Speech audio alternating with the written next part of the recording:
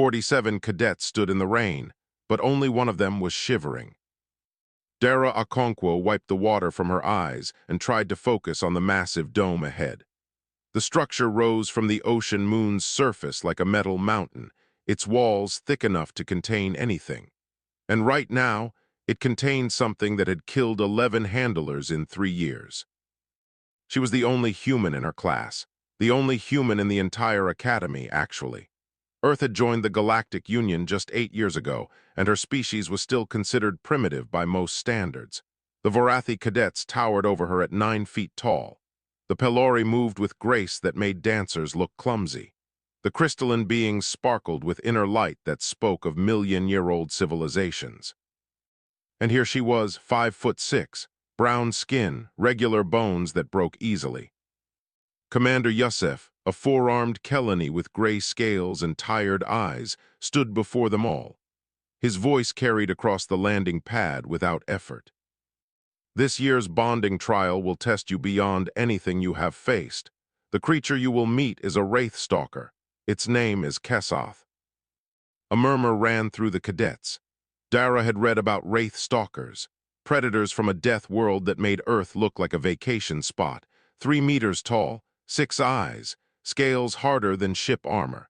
They were used as living weapons in ancient wars, bonded to warriors who could match their fury. No cadet has successfully bonded with a wraith stalker in 200 years, Commander Yusef continued. Kesoth has rejected every handler assigned to it. The military council has ordered its termination. Dara felt her stomach tighten. This trial is the creature's last chance. Each of you will enter the containment dome alone. You will have 1 hour. The beast chooses its partner or it chooses no one.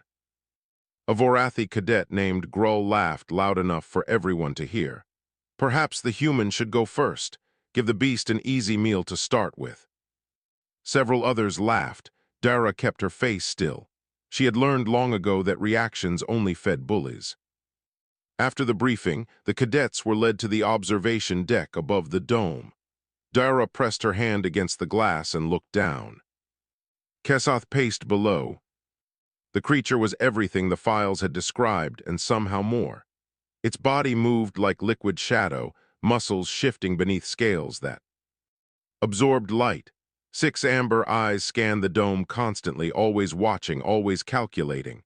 Old scars marked its hide in dozens of places, wounds from weapons, from restraints, from years of pain. Dara had seen eyes like that before. Back in Lagos, after the great floods took her brother and half the city, she had found a dog in the wreckage. Skinny, terrified, teeth bared at anything that moved. The rescue workers had wanted to shoot it. Too dangerous, they said, too damaged. She had taken 3 bites. Before that, dog trusted her enough to eat from her hand. Studying your executioner. Dara turned. Silka stood beside her, soft fur still damp from the rain. The Fenari cadet had been Dara's roommate for 2 years. She was the closest thing Dara had to a friend in this place. Looking at it, Dara said, really looking. And what do you see? Dara watched Kesoth stop pacing. The beast's head turned upward. For one moment, those 6 amber eyes met hers through the glass. Something passed between them, a recognition that Dara could not explain. I see something that everyone has given up on, she said quietly. Silka's ears flattened with worry. Dara, the strongest warriors in the galaxy, have tried to bond with that creature. They failed. Some of them died. You are human. Your bones are hollow compared to ours. Your skin tears like paper. You cannot possibly think that you can succeed where they could not. Dara kept her eyes on Kesoth. The beast had lowered its head, still watching her with an intensity that should have been terrifying. It was not. My people have a history, Dara said. We tamed wolves when we lived in caves. We rode horses that could crush us with one kick. We formed bonds with creatures that could kill us easily, and we did it not through strength, but through something else. Through what? Dara finally looked at her friend. Through patience, through understanding, through refusing to give up. Silka shook her head. The galaxy is not Earth. These creatures are not your dogs and horses. No, Dara agreed. But pain is the same everywhere, fear is the same, and loneliness is the same. She looked back at the dome. Kesoth had finally stopped watching her. The beast lay down in the center of the floor, massive body curled in on itself. Alone, dangerous, waiting. The trials would begin at dawn. 47 cadets would enter that dome one by one, hoping to prove themselves worthy of a bond with the most dangerous creature in the program. Dara already knew that most of them would fail. They would go in with strength, with dominance, with the assumption that power was the only language a predator understood. They would be wrong. She pressed her palm flat against the glass, making a silent promise to the beast below.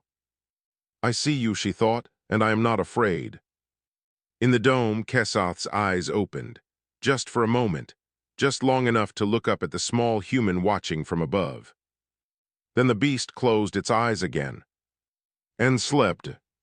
The first scream came exactly 14 minutes after the Vorathi cadet entered the dome. Dara watched from the observation deck as Grull, the 9-foot warrior who had mocked her just hours ago, ran for the exit with blood streaming down his arm. His scales had been torn through like wet cloth. His pride had been torn even worse. Kesoth stood in the center of the dome, completely still, watching the cadet flee. The beast had not even needed to try. Candidate Grull has failed the trial, Commander Yusef announced, his voice flat. Medical team to entrance 7. The Vorathi cadets muttered among themselves. Their strongest had lasted less than 15 minutes. Grull had entered the dome with confidence, with muscle, with the absolute certainty that his species was built for war. Kesoth had taught him otherwise. The next cadet was Pelori. Her name was Asara, and her species was famous throughout the galaxy for their ability to bond with creatures. They communicated through pheromones and subtle body movements. They had tamed beasts that no other species could approach. Asara entered the dome with grace. She moved slowly. She released calming chemicals into the air. She made herself small and non-threatening. Kesoth did not attack. Instead, the beast simply turned away. It walked to the far corner of the dome and lay down, facing the wall. For the full hour of the trial, Kesoth did not look at Asara once. Candidate Asara has failed the trial, Commander Yusef announced. No bond established.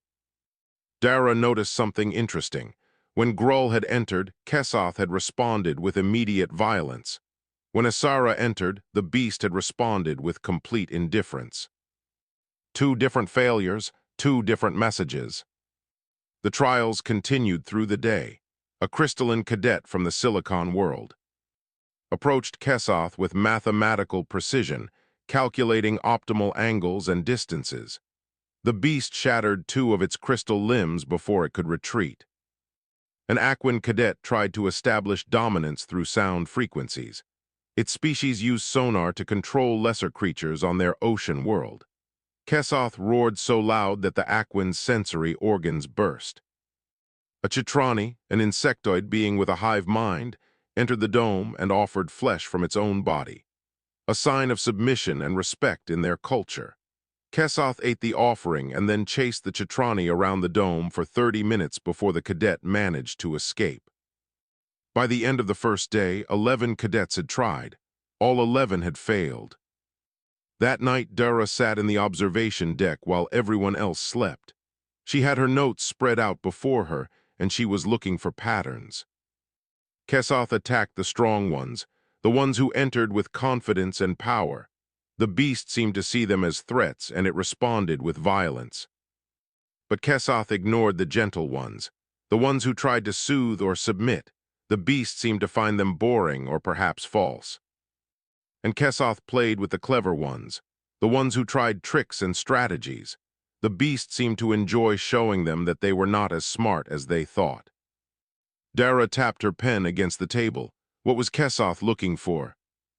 Movement below caught her eye. The beast had stopped pacing. It stood in the exact center of the dome, head raised, 6 amber eyes staring directly at the observation window. Directly at her. Dara felt a chill run down her spine, but she did not look away. "You're testing them," she whispered, though the beast could not hear her. "But not for strength, not for gentleness, not for cleverness." She stood up and walked to the window, put her hand against the glass. "You can smell fear," she said. "Every species has fear, that's not what you're looking for." Kessoth's head tilted slightly. Listening, watching, Dara could not tell. "You can sense intentions," she continued. "You know when someone wants to control you, to use you, to own you." The beast's tail swished slowly against the floor. "That's why you reject them all.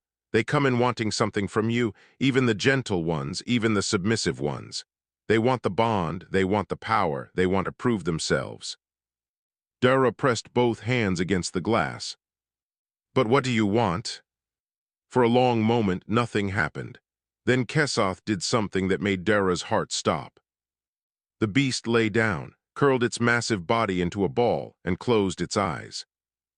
It was the same thing Dara had seen it do the day before, when their eyes had met for the first time, when she had made her silent promise.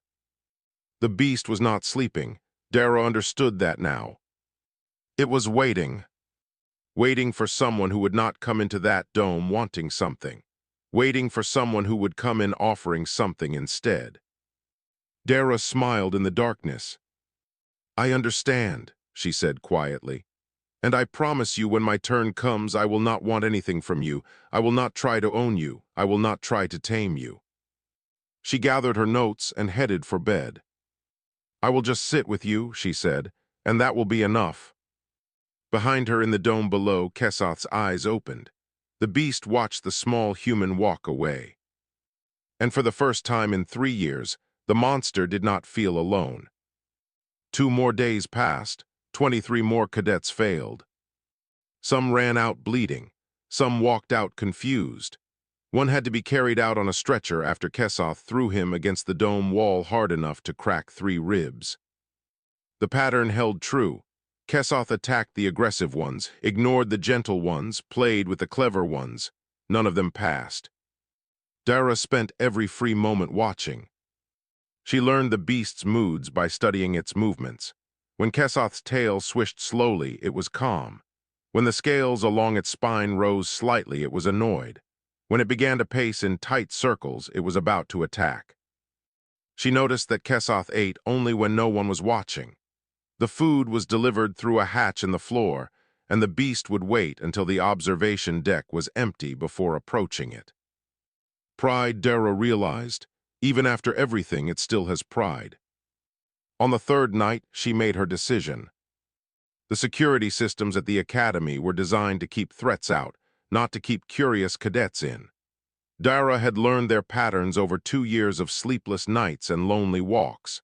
It took her 20 minutes to reach the lower observation deck, the one closest to the dome floor. Only a thin wall of reinforced glass separated her from Kessoth.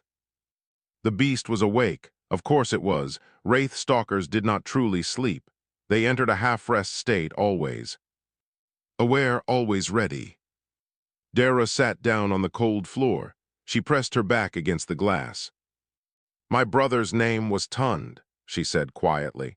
"He was 2 years older than me. He wanted to be an engineer. He used to build little machines out of junk we found in the streets."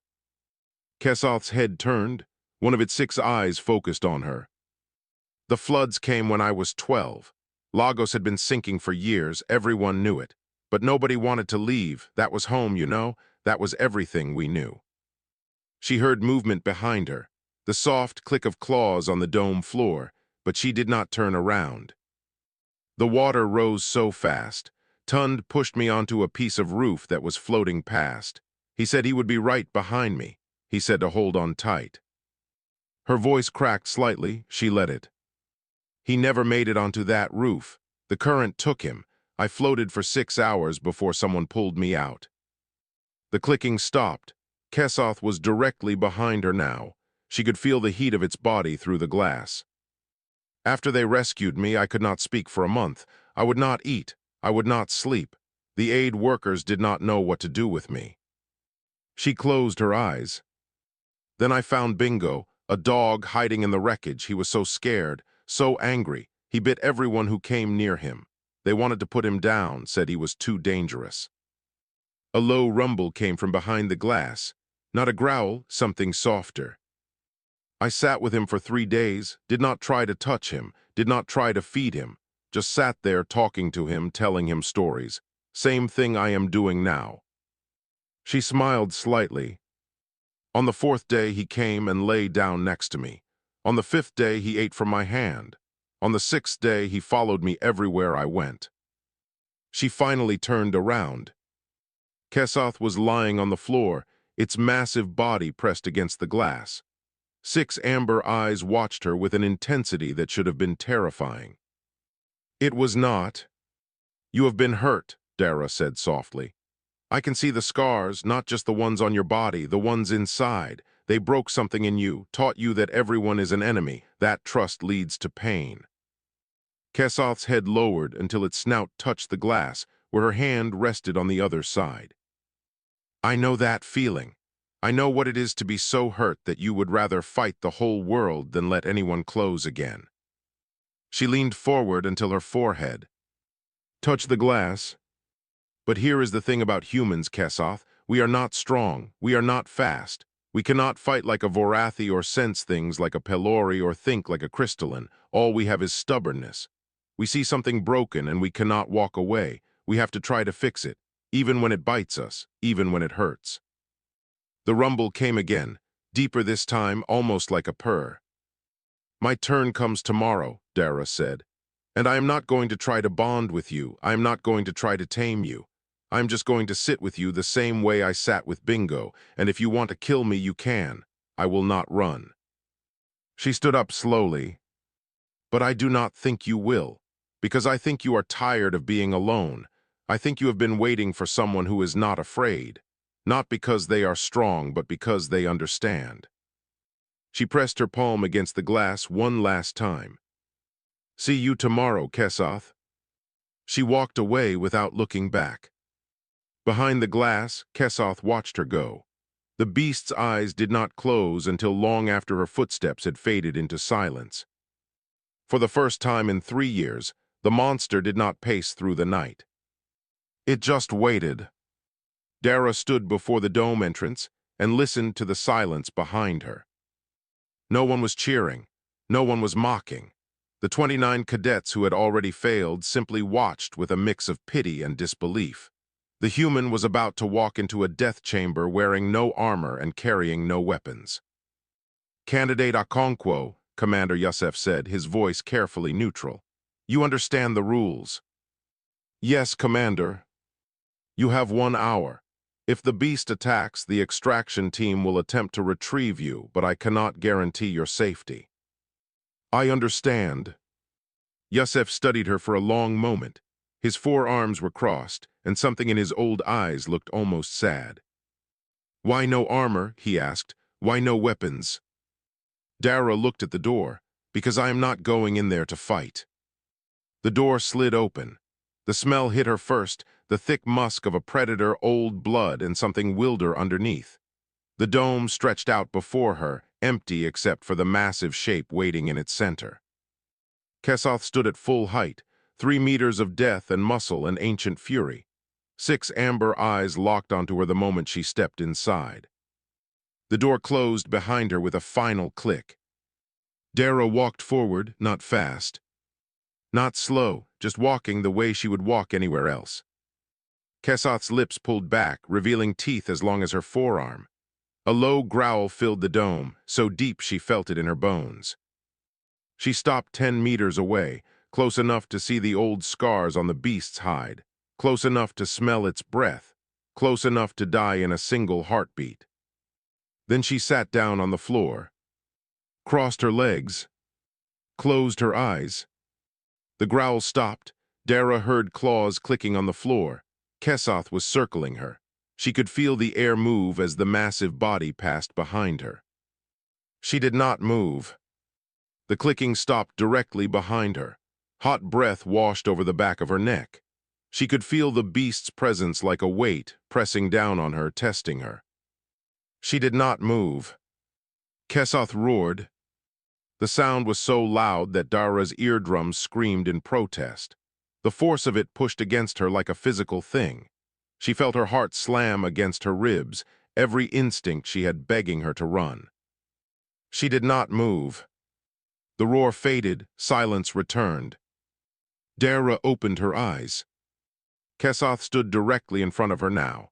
The beast's massive head was lowered until they were almost face to face. 6 amber eyes studied her with an intensity that felt like it could see through her skin, past her bones, all the way down to her soul. "I told you I would come," Dara said quietly. "I told you I would not run." Kesoth's nostrils flared. The beast was smelling her, reading her. Every species left traces in their scent, fear and aggression and lies and truth, all of it written in chemicals that wraith stalkers could read like books. Dara let it smell her. She had nothing to hide. "I am not here to control you," she said. "I am not here to use you. I am not here because I want power or glory or to prove myself." She reached out her hand, palm up, offering, not demanding. "I am here because everyone else has given up on you, and I do not give up." Kesoth went very still. In the observation deck above, Commander Yusef leaned forward. The other cadets pressed against the glass. Even the medical team stopped preparing for the worst. No one breathed. Dara kept her hand extended. Her arm was starting to shake from the strain, but she did not lower it. "It is okay to be afraid," she said. "It is okay to be angry. I know what they did to you. I know what you have survived. But you do not have to survive alone." "Anymore." Kesoth's head lowered another inch. "I am not asking you to trust me. I am not asking you to obey me. I am just asking you to let me sit with you. That is all. Just sit with you the way someone should have done a long time ago." One of Kesoth's 6 eyes blinked, then another, then all of them at once. The beast's massive snout moved forward, slowly, carefully, and touched her palm. The bond hit Dara like lightning. She gasped as something ancient and wild flooded into her mind. Not words, not thoughts, just feelings raw and overwhelming, loneliness and rage and fear, and underneath it all, so deep she almost missed it, hope. Kesoth felt it too. The beast's body shuddered. A sound came from its throat, not a growl, not a roar, but something softer, something that might have been a whimper. Dara moved without thinking. She wrapped her arms around the beast's massive head and held on. "I know," she whispered. "I know it is okay. I am here now." In the observation deck, Commander Yusef sank back into his chair. "Impossible," someone whispered. But it was not impossible. It was happening. A human, the weakest species in the Academy, had just done what 200 years of warriors could not. She had not tamed the beast. She had simply loved it. And that had been enough. The news spread through the Academy like fire through dry grass. A human had bonded with the Wraith Stalker. A human, the newest and weakest species in the Galactic Union, had done what 2 centuries of the galaxy's finest warriors could not. Within hours, representatives from a dozen species were demanding answers. "The trial must be invalidated," said the Pelori ambassador, her voice sharp with barely hidden anger. "The human clearly used some form of chemical manipulation, perhaps a pheromone agent, perhaps a drug." Commander Yusef shook his head. "Medical scans have been completed. Candidate Okonkwo used no artificial aids. The bond is genuine." "Impossible," said a Vorathi general, his massive fists clenched. "Our species has produced the finest warriors in the galaxy for 10,000 years. You expect us to believe that a soft, breakable human succeeded where we failed." "I expect you to believe the evidence," Yusef replied calmly. "The bond readings are the strongest we have ever recorded. Whatever the human did, it worked." While the representatives argued, Dara sat in the medical wing with Kesoth's massive head resting on her lap. The beast had refused to leave her side since the bonding. When the medical team had tried to separate them for examination, Kesoth had growled so deeply that the walls shook. Now everyone simply worked around the pair, taking readings while Dara gently stroked the scales behind the beast's ears. "You need to eat," she said softly. I know you do not like people watching, but you cannot starve yourself. Kesoth's eyes closed. A low rumble vibrated through its body, almost like a purr. Through the bond, Dara felt something she had not expected. The beast was not just content. It was happy. The feeling was strange and unfamiliar, like a muscle that had not been used in years. Kesoth did not know what to do with happiness. It kept testing the emotion, poking at it, making sure it was real. It is real, Dara whispered. I promise. Silka appeared in the doorway, her fur standing on end with nervous energy. Dara, there is a crowd outside. Everyone wants to see you. The press, the military council, the species representatives, they all have questions. They can wait.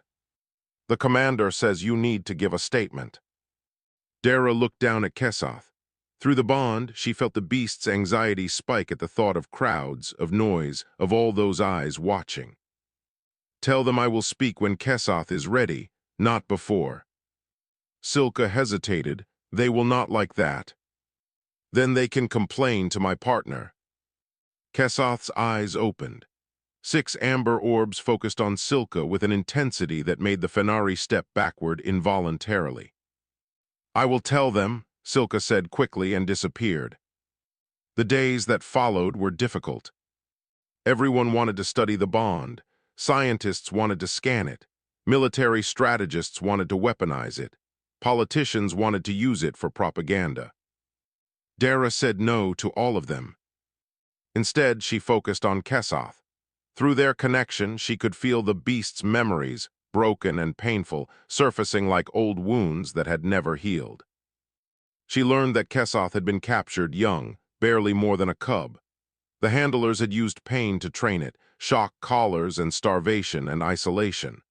They had taught the beast that every touch meant hurt, that every voice meant commands. That trust was a weakness that would be exploited. No wonder it had rejected everyone. No wonder it had chosen violence over vulnerability. They broke you, Dara said one night, sitting alone with Kesoth in the containment dome. They had been given permission to stay there, away from the crowds. They took a scared child and turned it into a weapon. Kesoth's head pressed against her shoulder. Through the bond, she felt something that might have been agreement, or grief, or both. But you are not broken anymore. You found me. We found each other. She began working with the beast differently than any handler before her. She did not train Kesoth. She healed it. She taught it that touch could be gentle, that voices could be kind, that not everyone wanted something in return for their affection. Slowly and possibly, Kesoth began to change. The constant growling faded. The aggressive stance relaxed. The beast learned to tell the difference between friend and enemy, not through fear, but through the bond it shared with Dara. Commander Yusef watched the transformation with growing amazement. I have served in this military for 40 years, he told Dara one evening. I have seen bonds between warriors and creatures that shook the foundations of empires, but I have never seen anything like this. Like what? He gestured at Kesoth, who was currently lying on its back while Dara scratched its belly. That, a wraith stalker, the most dangerous predator in 3 sectors, behaving like a house pet. Dara smiled, not a pet, a friend. Kesoth's tail thumped against the floor. The council wants you to demonstrate the bond at the final evaluation, Yusef said. Show them what you can do. Dara nodded slowly. I know, and we will show them. But she was not going to show them what they expected. She was going to show them something better. The grand arena had not been this full in 100 years. Representatives from 18 species filled the observation platforms. Military leaders, politicians, scientists, and journalists from across the galaxy had come to witness the final evaluation of the cadets who had successfully bonded with their assigned creatures. 7 pairs had passed the trials. 7 warriors and their bonded beasts, ready to demonstrate the power of their connections. But everyone was waiting for the 8th pair. Everyone was waiting for the human and the monster. Dara stood in the entrance tunnel with Kesoth pressed against her side. Through their bond, she felt the beast's nervousness. Crowds still made. Kesoth anxious. Too many eyes, too many potential threats. "It is okay," she said softly. "We do not have to fight anyone, we do not have to prove anything, we just have to show them who we are." Kesoth's head lowered until they were eye to eye. 6 amber orbs, once filled with nothing but rage, now held something gentler, something that looked almost like love. "Ready?" Dara asked. A low rumble answered her, "Ready." They walked out together. The arena fell silent. Every eye in the gallery fixed on the small human woman and the massive predator that moved beside her like a shadow. Kesoth's scales gleamed under the lights. Its muscles rippled with barely contained power. It looked exactly like what it was, the most dangerous creature in the bonding program. And it walked beside Dara like a loyal dog. The other bonded pairs had already demonstrated their connections. Combat maneuvers, attack formations, displays of speed and strength and precision. The military applications of each bond had been thoroughly proven. Now it was Dara's turn. "Candidate Okonkwo," Commander Yusef announced, his voice amplified across the arena. "You may begin your demonstration." Dara looked up at the observation platforms. She saw the Pelori ambassador still skeptical. She saw the Vorathi general still angry. She saw hundreds of faces from dozens of species, all waiting to see what the human would do. She turned to Kesoth and removed its restraints. Gasps echoed through the arena. The military escort stepped forward, weapons raised. Commander Yusef held up a hand to stop them, but his expression was tense. Kesoth was free, completely free. No chains, no shock collar, nothing but the bond between it and Dara. The beast could have run, could have attacked, could have destroyed everything in its path. Instead, it sat down beside Dara and waited. "I know what you expected," Dara said, her voice carrying across the silent arena. "You expected combat demonstrations, attack patterns, a show of force, but that is not what we are here to give you." She placed her hand on Kesoth's scarred hide. "You asked why the beast chose me. The truth is, Kesoth tested every cadet for the same thing, not strength, not power, not the ability to dominate." Kesoth's head turned to look at her, 6 amber eyes soft and trusting. The beast was looking for someone who would see a monster and choose to see something else. Instead, someone who would sit with the darkness and not run away. Someone who understood that the most dangerous creatures are often the most wounded. She looked up at the Vorathi general. "Humans are young to this galaxy. We are not the strongest. We are not the fastest. We cannot crush our enemies with our bare hands." She looked at the Pelori ambassador. "We cannot communicate through pheromones or read minds or calculate the future." She looked at all of them, every species, every face. "All we have is something that the rest of you seem to have forgotten. We know how to sit with broken things and not give up." Kesoth rose to its feet. Slowly, carefully, the beast moved around to face Dara directly. Then it lowered its massive head and gently bumped her shoulder. It was a gesture Dara had taught it over the past weeks, a gesture of affection, of trust, of family. "The beast did not choose the human because humans are powerful," Commander Yusef said quietly, his voice barely audible over the arena's amplification system. He seemed to be speaking to himself as much as to anyone else. "The beast chose the human because humans are kind." A murmur ran through the crowd, not anger, not disbelief, something else. "Understanding." Dara smiled and wrapped her arms around Kesoth's neck. The beast's rumbling purr filled the arena, a sound that no Wraith Stalker had made in recorded history. The Vorathi general was the first to stand, then the Pelori ambassador. Then, one by one, every representative in the gallery rose to their feet. They were not applauding. It was something deeper than that. Respect, recognition, a quiet acknowledgement that they had witnessed something they could not fully explain but could not deny. Dara turned and walked toward the exit, Kesoth at her side. As they passed through the tunnel, Silka was waiting for them, tears streaming down her furry cheeks. "That was beautiful," the Fenari said. Dara shrugged. "I just told the truth." Behind her, Kesoth rumbled again. Through the bond, she felt something the beast had never felt before the day they met. Peace. They walked out of the arena together. A human and a monster, partners, equals. Family.